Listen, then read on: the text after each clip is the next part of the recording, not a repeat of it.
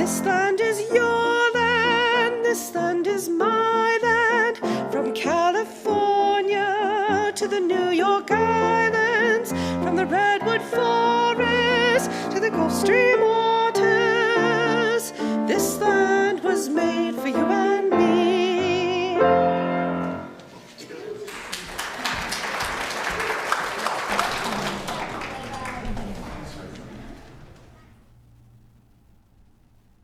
Thank you, Rick and Lauren. That was rousing. Come, come, whoever you are. We are all welcome here. We are welcome here. Our age, our size, the color of our eyes, the color of our hair, or our skin, all are welcome here. No matter your gender, whom we love, how we speak, or whatever our abilities, all are welcome here. We are welcome here with laughter in our hearts or tears in our eyes. Whether we believe in God all of the time, some of the time, or none of the time, we are all welcome here, no exceptions. Once I was a stranger here and found a deep welcome. My heart was glad. Each Sunday now, it is renewed again and again. Together, we are a community of open minds, loving hearts, and willing hands. Good morning and welcome to South Valley Unitarian Universalist Society. My name is Cate MacGillivray. My pronouns are she and her. I'm an average-sized Caucasian woman with white hair, glasses, and wearing a green top over a black t-shirt that says, "We are the women we've been waiting for." More on that later. It is my privilege to serve as the worship associate for this morning's service. So I have announcements. As always, please check happenings for more details and other events. An important one, though, is next Sunday, our service is Samhain. It is the celebration of our ancestors. Traditionally, we build an altar in the center of the sanctuary, and our chairs will be around it. Please bring a photo or a memento to honor someone who has gone before you. So today is the last of the clothing drive, and I want to ask someone if it's leaving today or if we still have a little time this week. It's yes. Yeah, I think it's it'll be up through next Saturday. Up through next Saturday. Yeah. Okay, great to know that. And now we have Colin and Brenda to tell us about the auction.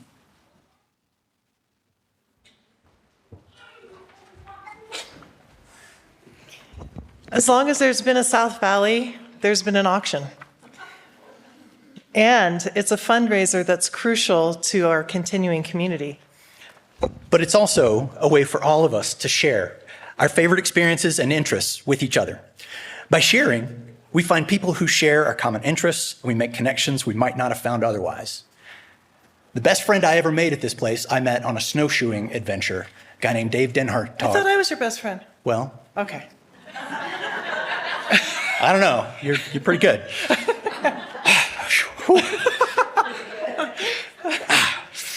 Anyway, he moved to Boise, and we're all sad. But anyway, I met him on a snowshoeing venture and talked to him about stuff that we never would have brought up in coffee hour. Yeah. You can create an experience of any kind to offer at the auction. You can make it for a couple people. You can make it for 40 people. What do you love that you can share? Do you have a favorite little-known hiking trail that you could lead a group on? Could you do a snowshoeing venture? I don't think anybody's doing that this year. Or could you take a group camping? Come on, somebody can do that, right? Ooh. Oh, do you know how to tie-dye? Or do some other interesting craft? We've had all kinds of stuff. We've had silk painting, silk scarf painting. Yeah. We've had card making. We've had all kinds of workshops where people just share their expertise. Or do you want to take people on a trip somewhere outside the Salt Lake Valley? So, for my 50th birthday, we went to Brigham City. Who's been to Brigham City? There's some great stuff in Brigham City. So it's an hour-and-a-half drive, and we would take people from the auction and go, and Antoinette and Althoff went every year, and we went to the Crystal Hot Springs, which are the saltiest mineralist springs in the U.S. We went to the Golden Spike Memorial Space. It was fascinating. This year we're going south. You have to look for it. Where could you take people? Are you a great cook? Dinner parties are extremely popular. It's a great way to get to know people. It's an easy thing to do.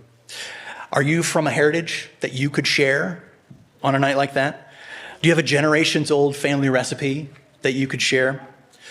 How about a specialty dessert? My daughter made the best tiramisu I've ever had in my life, and she is selling a couple of them. We had a German couple once that made homemade beer and homemade brats. That was probably our biggest party for many, many years. Go ahead. So there's also the silent auction with all the items that we bring and we share with one another. So we brought a painting one year that Casey and Lee bought, that they now live in Colorado, but they have that painting on their wall and they remember us as they look at that painting. We had a painting that we got from George Melling, one of the congregants here, because we bid on it against Alex and Marge and they won, but by the end of the evening they had come over and given it to us. So beautiful memories are made at the auction, and then we get to keep those things and look at them and remember through the years. Or do you want to create something totally out of left field? We had somebody once who did a team cooking challenge where you show up, you're divided into two teams, you're handed some ingredients. What are you going to do? It's two teams go at it in one kitchen. They had a blast. Somebody once did a progressive dinner. You know what a progressive dinner is, where you travel and travel and travel? Somebody did it with fast food and diners. That was a lot of fun. It's been a while. I'm waiting for somebody to do a citywide scavenger hunt. Somebody take that one. You can create something for kids. Someone once did a water battle. They put together all kinds of different games, water battle in a local park for kids. So, not just for the adults here. I went to that. Yeah. Yeah, I wasn't a kid. I went to that water thing. These shared experiences are what makes South Valley's community special. It's a chance for us to get to know each other outside of Sunday when there's a lot going on and you don't get a chance to have those deeper conversations or those fun times together. And make those connections and unexpected friendships. So, it's a chance to dance too, yeah? And laugh and make merry. And it's November 9th at 7 p.m. And there are festivities upstairs for adults, festivities downstairs for kids. It's a vital part of our community. It's only as successful as we all make it. So everyone please donate, come, maybe wear a costume. You saw some of the examples up there. It's a really fun time. Please be sure to take part. Everyone. Thanks. Look at that. That's him. All right. Thank you.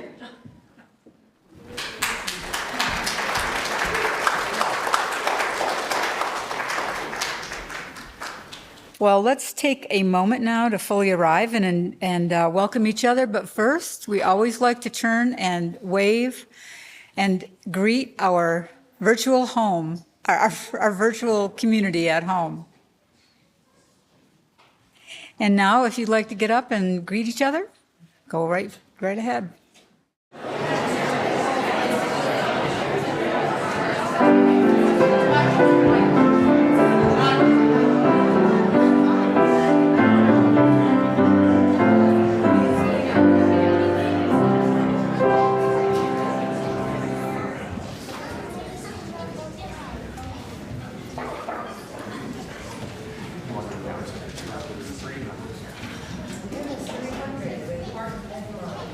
Hand me number 3, hon. This is a new one for us.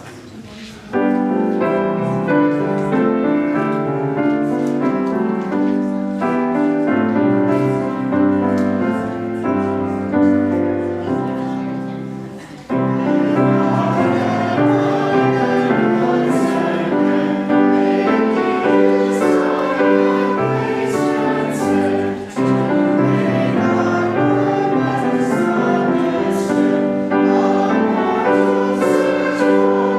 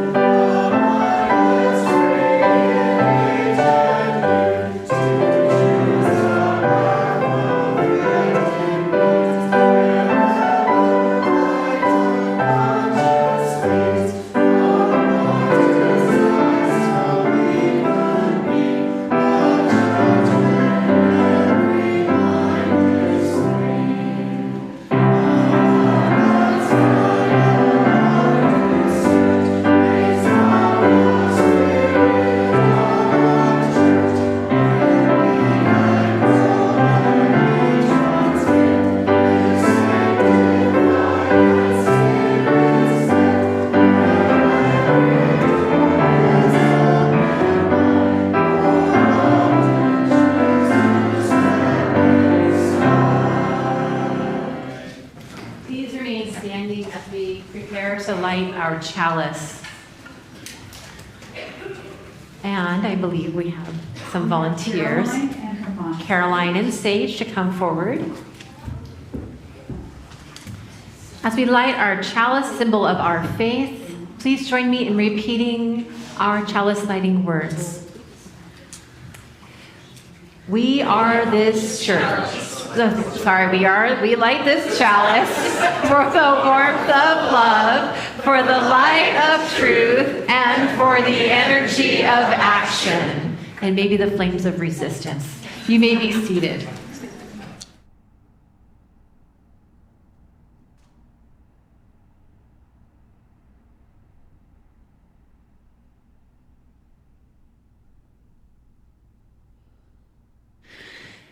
As we settle in for this morning's worship, I invite you to literally put your feet more firmly on the ground and just arrive with me. Arrive with me in this time and in this place, however you are. I am the Reverend Lora Young, and my pronouns are she and her, and I am delighted to share this morning's worship with you. It always takes a village to pull off worship, and it's been a while since I've acknowledged all the different moving parts that we have that go into creating a worship. We have our sound and tech team in the back, Palmer, Stephen, Maureen, and Brenda Julander, our administrator. That's 4 people working on tech, making sure that what's happening here in the sanctuary as well as for our online community is smooth and accessible. We have our musicians, our music director, Lora Tian, and our principal collaboration pianist, Ricklen Nobis. You have myself, and you have an entire worship team represented this morning by Cate MacGillivray. Each week, we all work together to pull this off, and I just want them to know that I see you, and I thank you so much for how much you contribute to make this place a beautiful and grounding experience each Sunday. To get us grounded in the spirit of democracy, which seems a very good thing to do 2 weeks before the election, I have this poem by Reinhold Niebuhr, an ethicist, a poet, a theologian from the Christian tradition, and a wonderful mind in thinking about democracy. And they wrote, "Nothing that is worth doing can be achieved in our lifetime. Therefore, we must be saved by hope. Nothing which is true or beautiful or good makes complete sense in any immediate context of history. Therefore, we must be saved by faith. Nothing we do, however virtuous, can be accomplished alone. Therefore, we are saved by love." May these 3 qualities of hope, faith, and love undergird and support you in this time of worship. And now I'd like to invite all the children and those that are young at heart and like sitting on cushions at the front to come down here and join me for a children's moment. Okay. So for the last couple of weeks, I have been talking to the grown-ups about how to stay calm in a time of turmoil. You ever feel a little bit upset? Anyone ever feel upset? Maybe a little turmoil, a little stress? Yeah, and so a couple weeks ago, what did we practice here and teach the adults? We taught them something to do with our wrist. Does anyone remember we did that thing with our wrist? Yes, you remember it? Yeah. Yes, you remember it too, Ella? So we practiced remembering that if we feel stressed out or overwhelmed, we can just come back to the feeling of the pulse underneath our skin. And we could just breathe, and that could remind us that we're still here. We're still here, that no matter what is going on around and outside of us, that we can come back to our breath. So today I'm going to talk to you a little bit about something that you can do that's similar. How many people have seen the color green in their lifetime? All of us, right? What are some examples of things that are green that you can see with your eyes? Yes. That plant. Yes, I heard trees. Leo.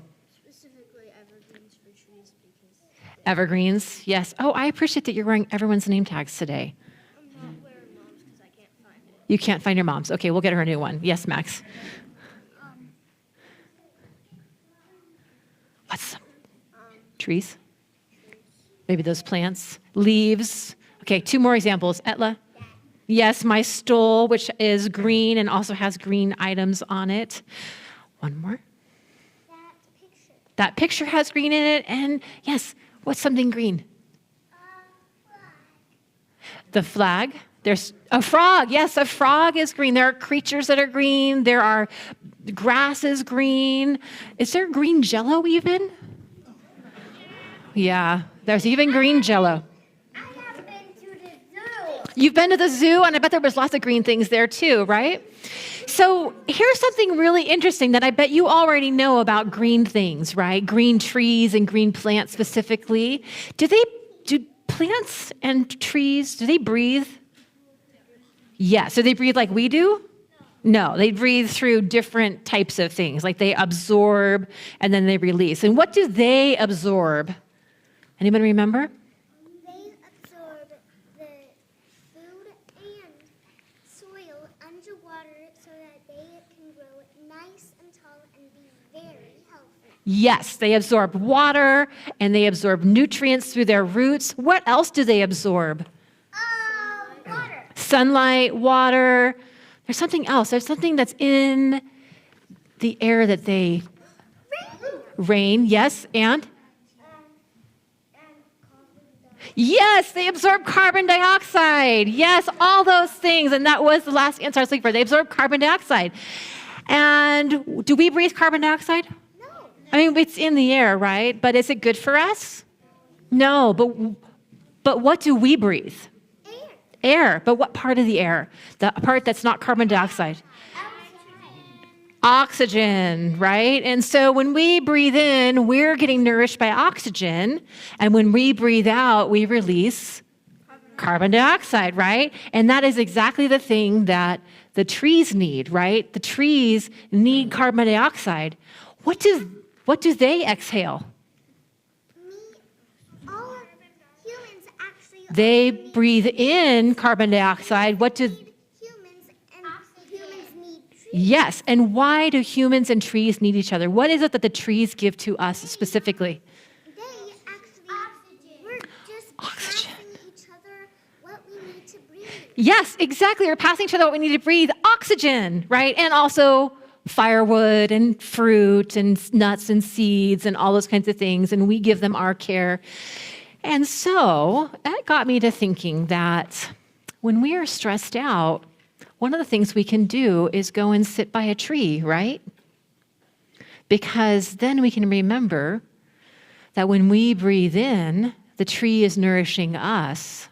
And when we breathe out, we are nourishing the tree.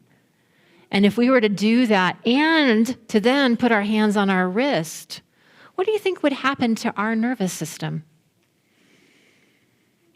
How do you think we would feel if we sat under a tree and just imagined we were breathing with the tree? We'd be very, very calm. We would be very, very calm.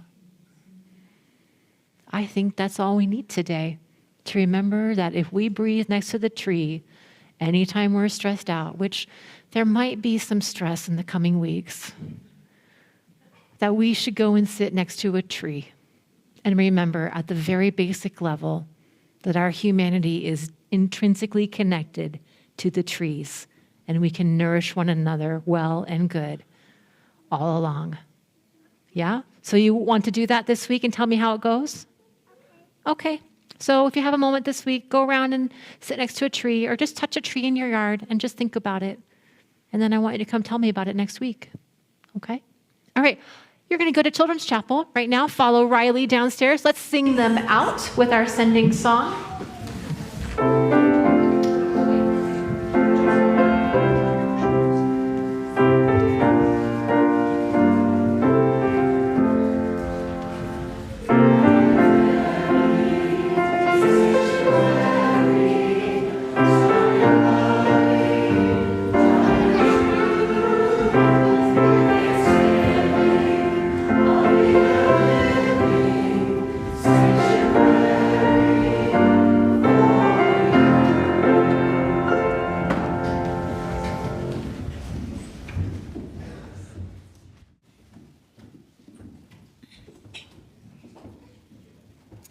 I love that sound. Reminds me of when I was a little girl going down the stairs of the Methodist Church in Durand, Michigan. Clump, clump, clump. This community, our church, and its many ministries are only made possible by the gifts you give of your time, your talent, and your treasure. Many of you pledge monthly to support our work, and for this we are grateful. Your gifts help to ensure that we are able to live our values of love and justice in the world outside. Part of our ministry at South Valley includes sharing our Sunday worship offerings with a charitable organization that aligns with our principles and values. Please, that's not in there. Oh, here it is, down here, sorry. We are continuing to split with the Rose Park Neighborhood Center, the Immigration Services. So please join me in reading our offertory words. They're printed in your order of service.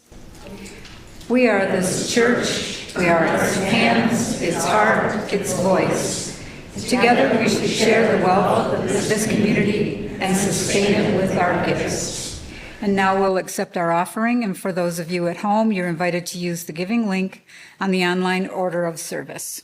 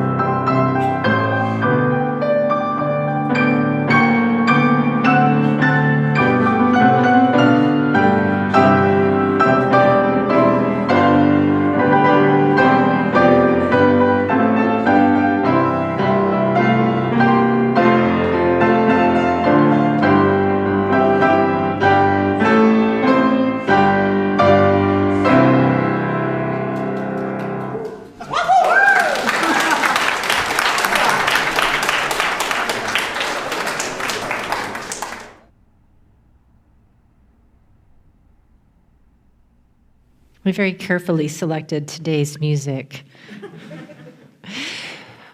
For all we have found the courage to give, may we be truly grateful. May these gifts be a blessing on South Valley and on the work of the Rose Park Neighborhood Center. I invite you now to join me in a time of quiet reflection, meditation, and prayer. As Unitarian Universalists, sometimes we have a hard time praying, but let me just invite and invoke this time of prayer with the name of all who are present on the planet, from the smallest of tiniest insects and minerals on up through the tree of life, the oxygen we breathe, the humanness that we embody. And to this we say, Spirit of life, we invite you to be present in and among us.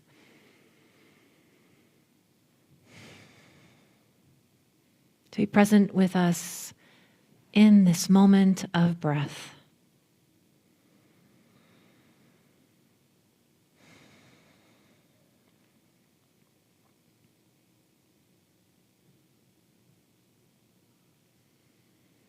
Spirit of mystery and wonder.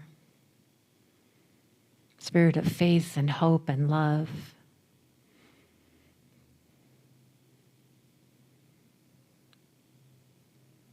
We invite you and we ask you to surround us with that solidness that is the ground beneath us, that reminds us that we too are a part of this.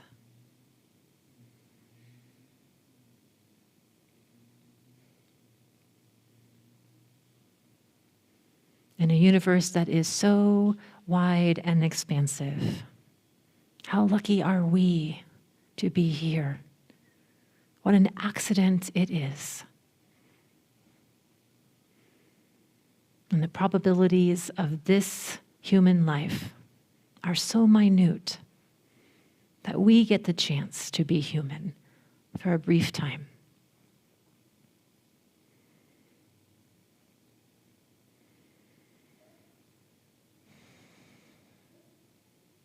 May we root deeply down into that sense of wonder and joy, so that we may walk upon this earth in kindness, love one another, and become fully and resplendently, fiercely, independently, and communally ourselves. Amen.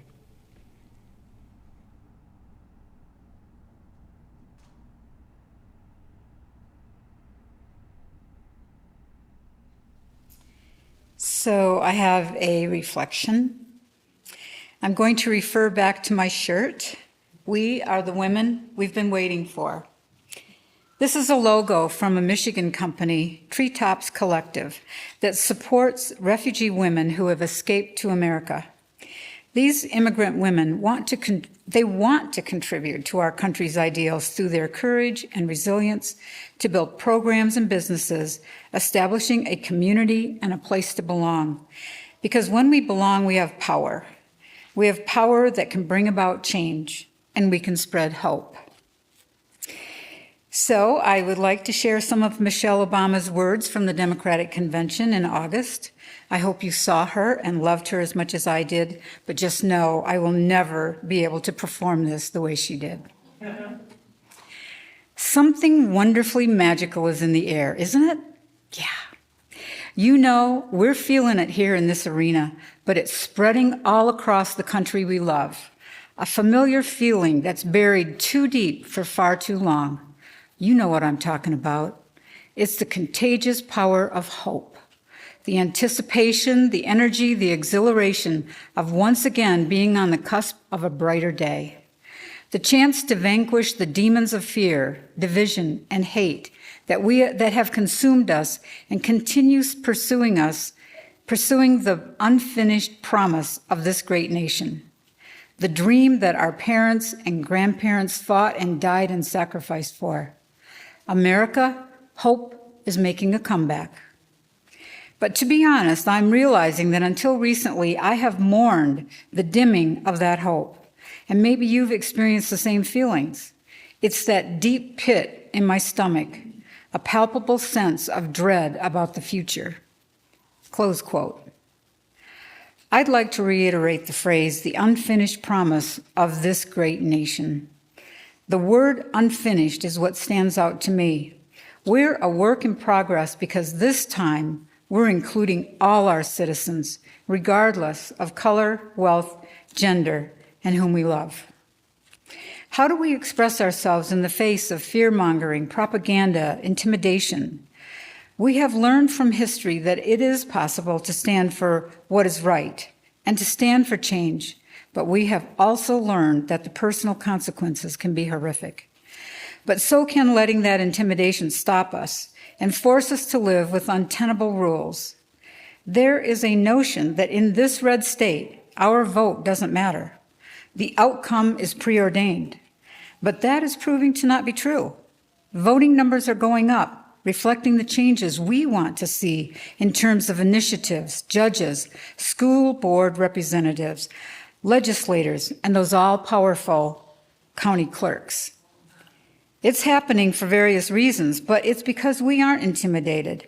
Support groups are forming, signs are going up, and small businesses are courageously opening to provide a safe place to land, knowing that those who benefit are not just those individuals, but all of us.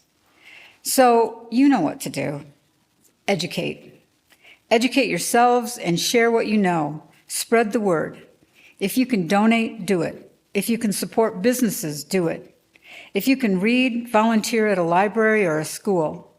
Look at your community and work to add bus stops or shelters so that those who rely on the bus have a safe haven. Maintain those difficult relationships if you can. Chatting about anything but the elephant in the room may be just the tipping point you're looking for.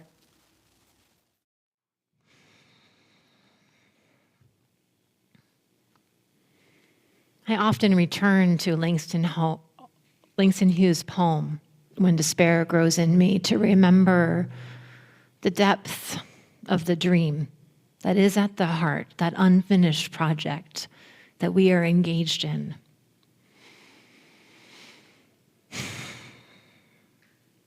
We live in a complicated time. Some would say a dangerous time. And some would say we are always living in a dangerous time, and they would be right about that. The world has always been full of conflict, political and social turmoil, and unmet human need. There was and has never been a guarantee of safety granted to us either specifically or universally. Yet many of us, especially those of us who live in bodies that align with heteronormative, white, able-bodied culture, have largely been protected here in the United States. Our systems of government, the rule of law, and our massive federal and state bureaucracies deliver a quality of life that 100 or even 200 years ago would have seemed impossible. As a result, we are, I think, less prepared than other places to face the threats to the rule of law and our systems of democratic governance than perhaps we ought to be at this time. Or perhaps it would be more honest to say that I wish I was more prepared. And I know that I am not. My preparation of late seems to be mostly watching clips of The Daily Show on Instagram, fretting while doing the chores, and reminding myself that I do not actually need to purchase more toilet paper. I do have a bidet. We have known for a while now that Donald Trump is a clear and present threat to our democratic institutions. We hardly needed his former chief of staff, retired Marine General John Kelly, to confirm earlier this week that Trump is a fascist, intent on manipulating the truth for wealth and power, and if re-elected to the highest office in the United States, will unleash a powerful suffering upon the entire world. We already know how chaotic his last presidency was, and we also know that this time, again, if reelected, it will probably be worse. For he will surround himself only with sycophants, people unconcerned with the common good, untethered from the rule of law and the preservation of the democratic ideals we hold so close as Unitarian Universalists. Free and fair elections, freedom of the press, the right to assembly and to nonviolent protest, these will be eliminated. Donald Trump has been very clear about this. He has said repeatedly that he sees his political opponents and the press as enemies from within that must be punished or eliminated, and that the blood of our nation is being poisoned by immigrants. These are the words of a fascist. You and I know this already. We've been in this conversation for a long time. As a little L liberal congregation with a capital L liberal approach to social justice, we are already well schooled and thoroughly informed about our current context. There are no undecided voters in this congregation, probably. I do not need to remind you here of the importance of being registered to vote in line with your values of love and justice, that character matters when it comes to who is elected, and that your participation in the democratic process is essential.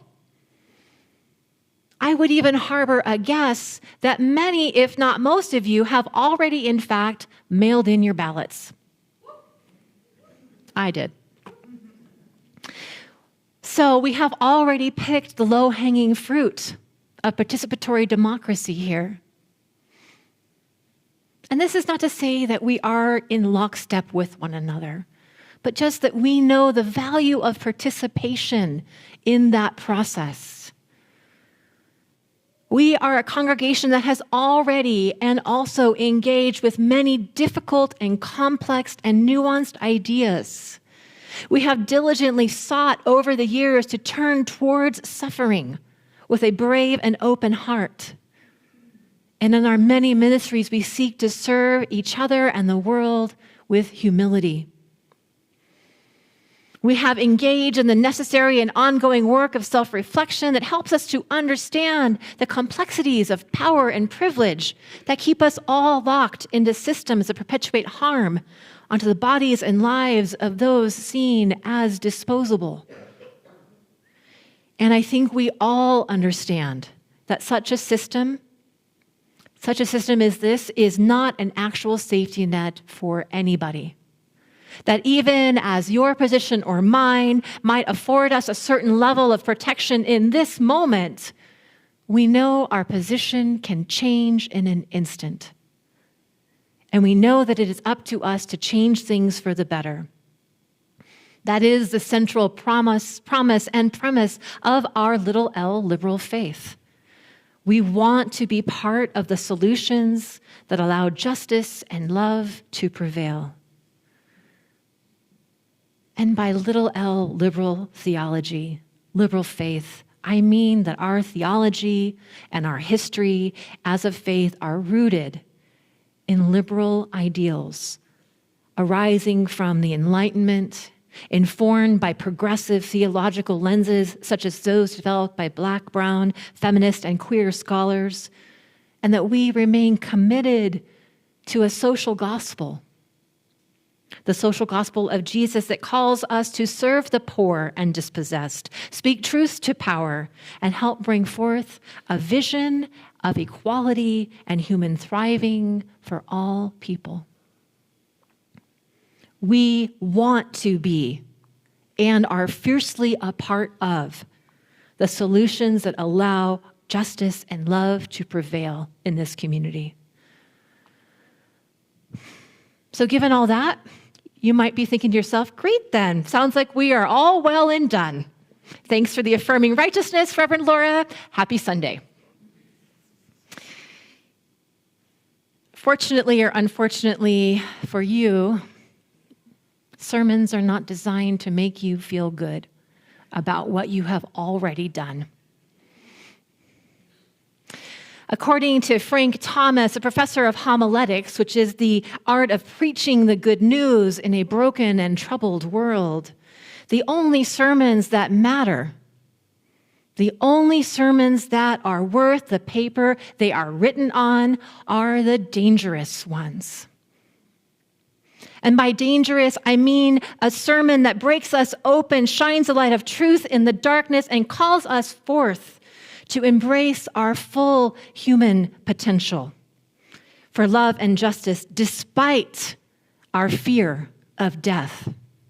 A dangerous sermon is one that transforms the preacher and her receivers by alerting us all to a deeper reality and points us toward the next steps on our path of liberation from suffering. As such, a dangerous sermon invokes, invites, develops, and challenges our moral imagination. There are many types of imagination active in the United States these days. Moral imagination is but one of them. Others include diabolical and idolatrous forms of imagination, which are the primary forms used by fascists to undermine and separate people from big and little t truth. Our moral imagination is what helps us to resist the erosion of all truth in our midst. our moral imagination is essential, now especially. We can think about the moral imagination in 4 distinct ways. A moral imagination is an imagination that describes a clear vision of equality that is inclusive and is embodied not just in the preacher, but in the congregation as a whole. Our moral imagination is one that understands that death and suffering and loss are going to happen and refuses to let death, suffering, and loss have the final word, but instead to understand those moments as opportunities to overcome again and again. Our moral imagination is rooted in wisdom from sacred texts and sources from all over the world, this universal body of human wisdom that guides us to create goodness. And our moral imagination speaks in the language of metaphor, poetry, and art to connect and elevate the human spirit towards wonder, mystery, and hope. The preacher who seeks to invoke the moral imagination in herself and the congregation must embody equality in her presence, in the pulpit, and throughout her life. She must avoid the temptation to react to the terribleness of life with despair and cynicism. She must be willing to speak the truth to power boldly and back it up with action. And she must never forget that her power rests in the people she is called to serve and those that come after.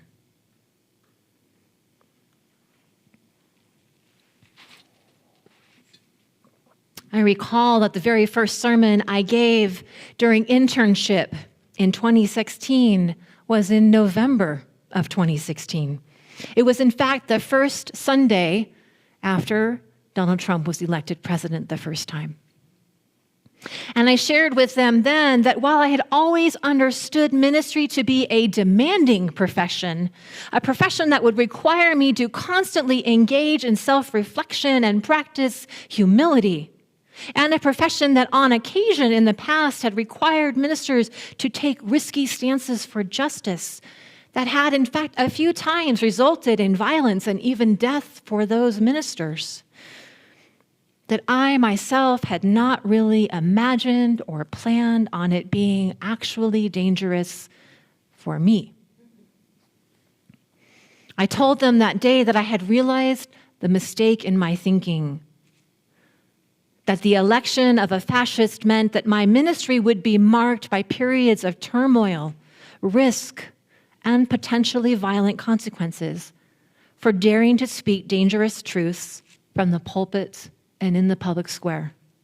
I told them that day that I didn't quite know what it meant to turn toward the work of a dangerous ministry, but that I would do my best. And of course, I still don't fully understand. But I can tell you that the last 8 years have been full of tests, personally, professionally, and in the world at large, and that at times it seemed I might succumb to the collapse around me, that in fact I have survived. And that turns out to be the key to survive. And I would remind you that in the last 8 years, you also have been tested personally, professionally, and in the world at large. And you too have survived. And I suggest to you that this morning that part of what got you and me through was the right use of our moral imagination. For it is through our moral imagination that we develop the skills of resilience, integrity, and grit that support us to keep moving forward despite the terribleness that surrounds us. Collectively, this last decade has tested us all From the COVID pandemic and the racial reckoning following the murder of George Floyd, to increasing climate disruption and economic hardship, to the endless cycles of war that the U.S. both supports and resists, and the shock and despair of January 6, 2021, we have all been tested many, many times. And we are about to be tested again.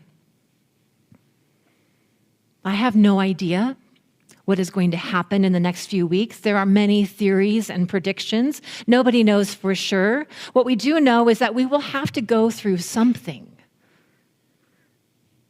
We know we will have to go through something because we are already going through it. We are already in it. We have already arrived to what is, and we are already enduring it. What we don't know is what happens next. Because none of us on the planet have any idea what the impact of a failed transfer of power in the United States would be, or what the election and installation of a fascist as president would unleash upon us all. Except it's probably bad. It's probably bad. It is all too easy right now, therefore, to give in to despair, overwhelm, and cynicism.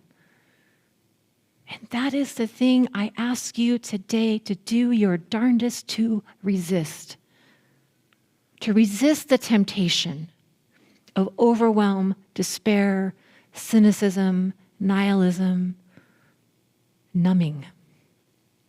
And instead, to nurture that little part of yourself, however nascent and tiny it might feel, that seed of moral imagination. Because if we stick to that pathway, I know we will find our way through. Part of the challenge for us living in the United States these days, especially for those of us who are capital L liberals, remember, liberal theology, little l, is a style of theology engagement with the world, and capital L liberal is a political persuasion. And while they often lay on top of each other in this congregation, they are not the same. Part of the challenge is that for many people, especially those of us in this congregation, is that we no longer feel that being a patriot or espousing patriotic values is appropriate or authentic as an expression of our political selves. We no longer harbor the view that the United States of America is somehow perfect. We are troubled by the difficult, violent, and amoral truths of our history, and rightly so. And this has made holding the positive aspects of our history up very challenging. Many of us struggle to see ourselves as patriotic anymore. Why would we wish to? We ask.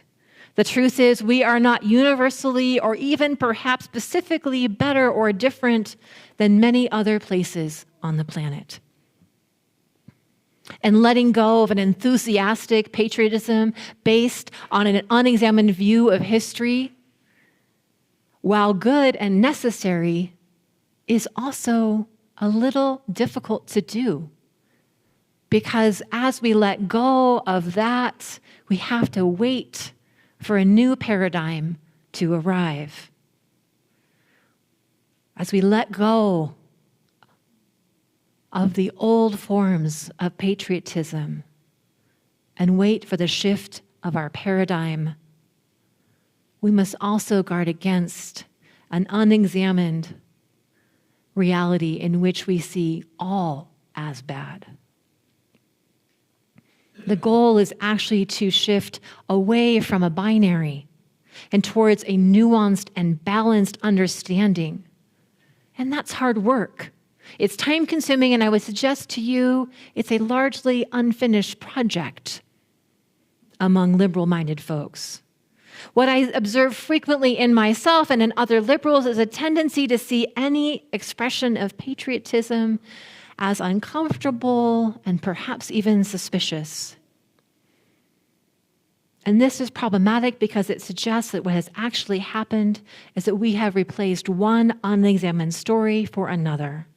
The news story being that our history is only one of terribleness and that it is hopeless to try and create anything good from this bed of terror. Now, of course, I'm speaking quite starkly to make that point, correct? The reason is that I would like to suggest that both responses are indicative of a collapsed and immature moral imagination. And that one of our tasks as a congregation is to stay the course in the middle, to develop a healthy and robust and responsive moral imagination, so that in the coming weeks and months when we are being tested, we have that to return to. It takes spiritual discipline to cultivate that quality of mind. It takes spiritual discipline to cultivate that quality of mind. As a faith community, we are well suited to this work. In fact, as Unitarian Universalists, a faith in which intellectual freedom, the right to question, to discern, reflect, and grow outside, beyond, around, and into our theology, outside of traditional creed and doctrine, in search of truth, the big and little t kinds, is the very thing we have the most expertise in and capacity for. For hundreds of years, Unitarians and Universalists have been at the heart of justice work. And our lines of theology go back millennia. And I believe that that history, as mixed as it is at times, does provide us with the tools we need to face the threat of fascism on our doorstep right now. And it is how I suggest we move forward as a congregation. I suggest that we do all we can to support and develop our capacity for moral fortitude and courage, rooted in our common Unitarian Universalist values for a functional and inclusive democracy for all people. And as we do this, let us remember, as Langston Hughes so eloquently put in his poem, that the American project is unfinished. And in fact, that the American project that lives in the root and the seeds of our moral imagination has always been dangerous. The American dream has always been dangerous and provocative. To proclaim that all men are equal and that as such they deserve to self-govern, this was grounds for execution in most other places in the 1770s. Of course, now we see the limitations of their thought and practice, because over the last couple of 100 years, we've been moving and expanding, developing, and adding nuance and balance to our collective moral imaginations. And I suspect that the founding fathers and mothers, there were mothers too, would be thrilled. The American dream does posit a clear vision of equality. It is rooted in sacred texts and sources of wisdom. It refuses to accept death and suffering as the final word, and it connects us through metaphor, poetic language, and art to our sense of wonder, mystery, and hope. Do not let the fascists take that away from you. They can't have it. It's ours. Now, Trump may win this election.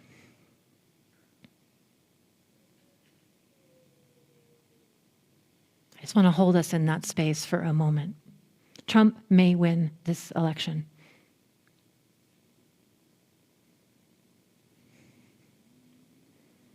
And if he does not, he will most certainly claim that he has. I don't know if there will be unrest or violence. I certainly hope not. I hope for a clear outcome, a peaceful transfer of power, and most of all, for our democracy to withstand any and all attacks against it.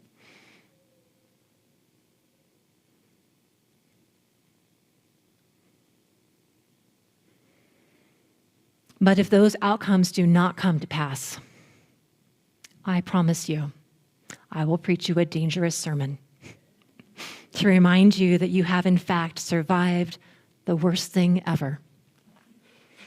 And that despite the fear, anxiety, uncertainty, suffering, oppression, violence, and unrest that might be unfolding locally or in our surrounding communities, that despite all of that, we are still here together. And that we are the ones who not only can, but must respond with dignity, with kindness, with truth, and with determination. That we are the humans we have been waiting for. Because we know what democracy looks like. We know it is not a perfect system. No system ever is.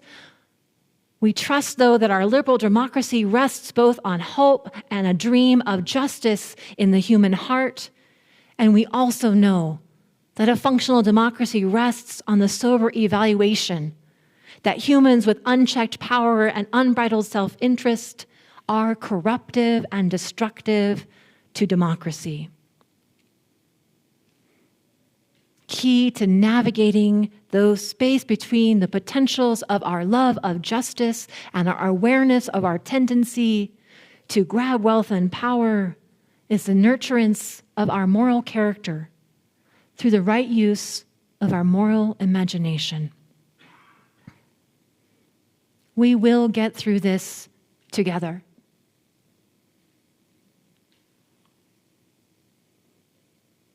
We will get through this together. And again, I will preach as many dangerous sermons as necessary as we walk each other through. God bless America, right? God bless America. May she and the goddess guide us well in the times ahead.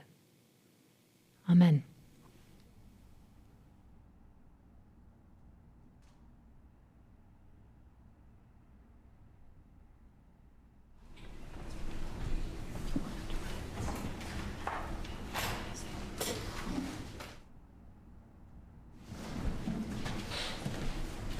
We have one more thing. Hold your mic up. Okay. How's that? I have a reading by a man named Lucas Hergert, who is a UU minister. We are democracy, unruly, unfinished, unrelenting people of rebellious joy taking to the streets, underground resilience, resisting complacence, the pleasure of activism organizing into simple hope. We are democracy, people of principles taking on principalities, witnessing the worth of those called unworthy. Justice just now gaining ground. Integrity of interdependent existence. Extending living democracy in heads, hearts, and hands. We know that democracy can die, ossify brittle byproducts of bygone idealists, plotting politicians pirating votes, corporations cannibalizing our care for the world. Look, it can wither, distend, come to an end. Democracy, today we will love you alive, make you ours, make you thrive, and vote as though our hope is on the line. We will sing hymn number 1018. Please rise as you are willing and able.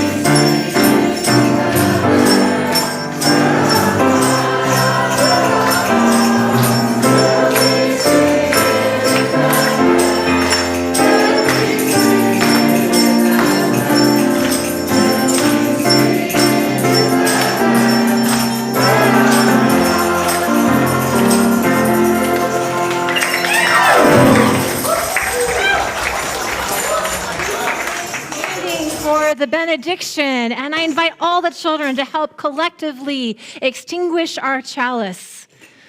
The words are in your order of service, and you're invited to say it out loud with them with me. We extinguish this chalice, but not warmth of communion, truth, the energy of action. We hold each other in our hearts until we meet again. And here is your benediction as you go forth into this day. If you feel like holding hands, you can even do that. You don't need to, though. Drink some water. Go for walks. Call a friend and take breaks from the news cycle. Maintain or increase your spiritual practice in these coming weeks. And if you don't have a spiritual practice, here's one for you. Come to church. Do not skip being in church at this time, for being in community regularly will help you stay grounded and focused. May you be kind to yourselves and be kind to another in this coming week. And may you know that that is the path and the process of becoming fully, resplendently, and morally our full human selves. May you be well. You may be seated for the postlude.